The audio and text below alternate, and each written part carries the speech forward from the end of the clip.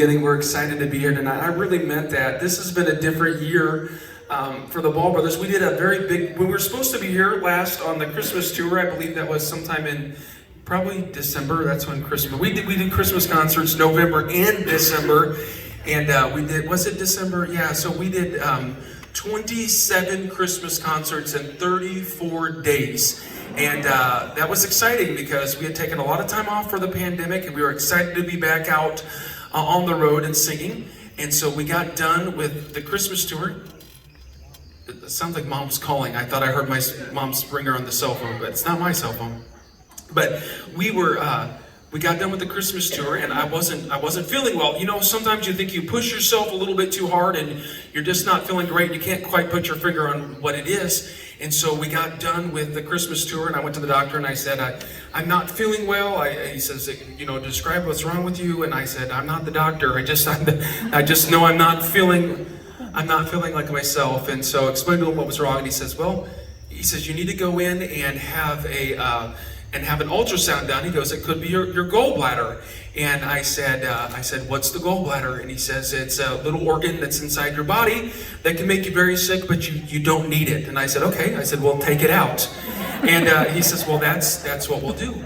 And I said, well, what will happen if we don't take it out? And he says, you could get very, very sick. If you get sick between now and the time that you're supposed to come and get the gallbladder out, then go into the ER. And a few weeks later, I did get very, very sick. On Super Bowl Sunday night, we had just morning service that day. We didn't have the evening service, and so we were there enjoying the Super Bowl, and I started feeling ill, and I told my wife I had to go to the hospital. Well, to make a long story short, I went to the hospital, and they said, we have to remove your gallbladder because it's messed up your pancreas. And I said, what's your pancreas? And they said, it's a very little organ that you have that can make you very, very sick. I said, well, take it out.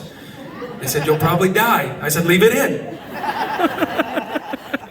And so they removed my gallbladder, and to make a long story short, they had to put a stent in my pancreas. And if you followed the Ball Brothers for very long, you notice when we hear the word pancreas, it makes us a little nervous around our family. My younger brother, Josh, went in with a similar issue about 5 years ago, and his acute pancreatitis turned into chronic pancreatitis, and he's battled it for 5 years and spent a lot of time in the hospital. And I thought, well, hopefully it's not going to be as bad as what Josh's is. And after about 5 days, they sent me home from the hospital to recover, and they said, now that your gallbladder's gone, they said there's nothing to cause the pancreatitis, you probably won't have it again. But about 3 weeks later, I had it again, and I went back in the hospital. And just over the first 3 months of this year, I was either in the hospital or in bed at home, not able to do anything more than I was out and about. And I started to get a little bit discouraged. I'd never been off my feet for that long in my life. And I empathize with people that have gone through something physically. I'd never gone through anything like that. And they're still doing testing on me. They still don't know exactly what's causing it. They thought maybe genetic. I just got the genetic test results back yesterday. And praise the Lord, it's not genetic. So it means maybe it's something that is curable or fixable. If it was genetic, they said, you'll probably deal with this the rest of your life, and your children might deal with it, but it doesn't look like that's what it is. So a lot of unanswered questions, but I think the main thing that I got discouraged was we had an opportunity to take a mission trip. And if you know the Ball Brothers, you've been around us for very long, we've taken many mission trips. This wasn't something new to us. I've been taking them since, I think we just 1994 was the first mission trip that I went on when I was 13 years old. And whenever we saw what was happening on the news in Ukraine, my 15-year-old son came in, was watching the news with me, and I was describing, I've been over in a lot of these areas. I've been to Romania, I've been to Slovakia, and the Czech Republic, and Poland. I've never been to Ukraine, but my roommate in college was Ukrainian. His name was Sasha Shepel, and he was my Indians College roommate for 2.5 years, and he was from Ukraine and told us a lot of things about that. And I said, you really need to pray for those people, Carter. I said, there are people there that are suffering. And he said, it seems to look like we're kind of helpless. I said, well, God can do a great thing. I said, we can just watch and pray. Well, we did. We watched some of the things on the news, and then we prayed for the people of Ukraine. The next night, I turned on the news again to watch the news about Ukraine, and Carter came in. He's 15. He came in and he says, Dad, what are we going to do about this? And I said, well, there's nothing we can do about it. I said, we can just watch. And I said, we can pray. And he says, God's telling me in my heart, Dad, that there's something more that we can do to watch and pray. Is there anything that we can do to help out? And I said, it's very, very difficult to get over there to help. I said, the problem's so great, I don't know that we would be effective going over there and helping at all. He says, could we go to one of the bordering countries? and help out. I said, let me see. So I called the guys, and we had some contacts in Romania, and we decided we would take a trip to Romania to help some of the Ukrainian refugees that were coming across the border. And that was our plan. And so we contacted our missionaries there and got where the refugees were kind of staying. And as the trip got closer, I was dealing with the health problems and didn't know if I was going to be able to go or not, which was very discouraging.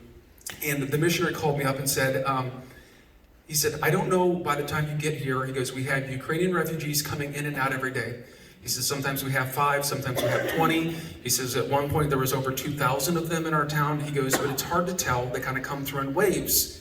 And he says, they're not staying in Romania. They're going on to other locations. So he says, you can come over here and help, but I don't know if the refugees will be here at the moment you're here or they've moved on. He says, but if you really want to help, he says, there is a church that is just inside Ukraine that desperately needs help. They're housing about 120 refugees from some of the worst hit areas in Ukraine. And I said, well, I've looked into going there. I said, but there's a lot of red tape that you have to go through. For instance, if you want to rent from Hertz or Enterprise, when you sign a waiver to rent a rental vehicle, do you know what it says on there that you can't take it into a war zone? I didn't know that. I thought, well, go rent a vehicle and take it across.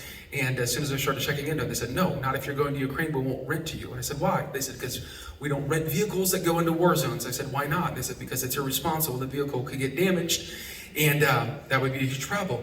So I told the missionary, and the missionary goes, we have vans here that are bought and paid for that you can use, that are insured, that you can get across.